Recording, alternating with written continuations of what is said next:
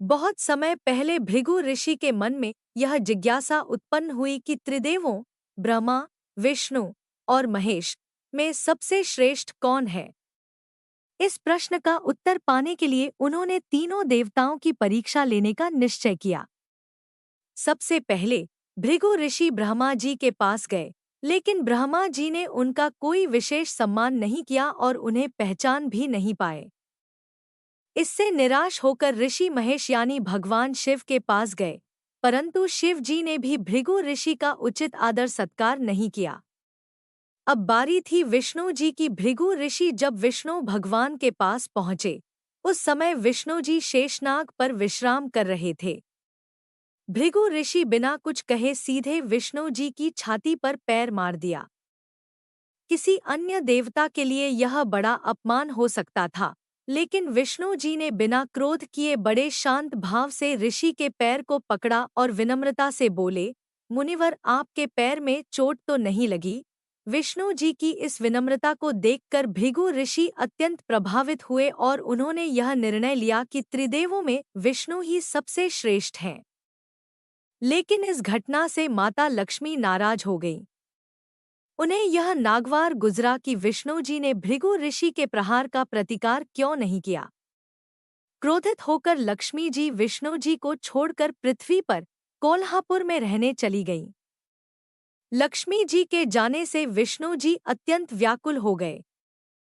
उन्हें अपनी श्री और वैभव का नाश सा प्रतीत हुआ। विष्णु जी ने लक्ष्मी जी को खोजने का निर्णय लिया और वे पृथ्वी पर आ गए। वे वेंकटाचल पर्वत, जो आज तिरुमला के नाम से प्रसिद्ध है, पर पहुंचे और बकुलामाई नामक एक वृद्ध महिला के आश्रम में ठहर गए। एक दिन श्रीनिवास, विष्णु का अवतार, जंगल में घूमते हुए राजकुमारी पद्मावती से मिले, जो चोल नरेश राजा आकाशराज की पुत्री थी। पद्मावती को देखकर श्रीनिवास मोहित हो गए और उनके प्रेम में पड़ गए। कुछ समय बाद श्रीनिवास ने बकुलामाई से अपनी प्रेम कथा कही और उनसे मदद मांगी। बकुलामाई ने श्रीनिवास की सहायता करने का वादा किया और ज्योतिषी का वेश धारण कर पद्मावती के महल पहुंची। बकुलामाई ने पद्मावती की हस्तरेखाएं देखकर कहा, राजकुमारी, कुछ समय पहले आपने बगीचे में एक युवक से भेंट की थी। वह युवक ही आपका भावी पति होगा। इस बात से पद्मावती और उनकी माता आश्चर्यचकित हुईं, लेकिन बाद में उन्हें यह बात सच लगने लगी। कुछ समय बाद बकुलामाई ने राजा आकाशराज के पास जाकर श्रीनिवास के विवाह का प्रस्ताव रखा। राजा आकाशराज ने प्रस्ताव को स्वीकार कर लिया, परंतु श्रीनिवास के सामने एक समस्या थी। उनके पास विवाह के लिए पर्याप्त धन नहीं था। श्रीनिवास ने देवताओं से सहायता मांगी। देवताओं ने कुबेर से कहा कि वह श्रीनिवास को धन उधार दे। कुबेर श्रीनिवास को ऋण देने के लिए तैयार हो गए, लेकिन एक शर्त रखी कि यह ऋण कलयुग के अंत तक चुकाया जाएगा। इस प्रकार श्रीनिवास और पद्मावती का विवाह धूमधाम से संपन्न हुआ। जब लक्ष्मी जी को यह समाचार मिला कि श्रीनिवास ने पद्मावती से विवाह कर लिया है, तो उन्हें बहुत दुख हुआ। वे तुरंत वेंकटाचल पर्वत पहुंची और श्रीनिवास और पद्मावती से प्रश्न करने लगी। लक्ष्मी जी ने पद्मावती से कहा, विष्णु मेरे पति हैं, फिर तुमने उनसे विवाह कैसे कर लिया?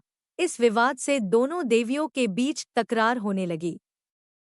श्रीनिवास इस विवाद से अत्यंत दुखी हो गए और उन्होंने स्वयं को पत्थर की मूर्ति में बदल लिया। तभी पत्थर की मूर्ति से एक दिव्य आवाज आई, मैं अब इस स्थान पर वेंकटेश्वर के रूप में निवास करूंगा और अपने भक्तों की सभी मनोकामनाएं पूरी करूंगा। मेरे भक्तों द्वारा किए गए चढ़ावे से कुबेर का ऋण भी चुकाया जाएगा। तुम दोनों देवियां मेरे लिए झगड़ा मत करो। इस घटना के बाद श्रीनिवास को वेंकटेश्वर के रूप में पूजा जाने लगा और तिरुमला में स्थित यह मंदिर तिरुपति बालाजी के नाम से प्रसिद्ध हो गया। आज भी तिरुपति बालाजी मंदिर में लाखों भक्त आते हैं और भगवान वेंकटेश्वर से अपनी मनोकामनाओं की पूर्ति के लिए प्रार्थना करते हैं। कृपया वीडियो को लाइक, सब्सक्राइब और शेयर करना न भूलें।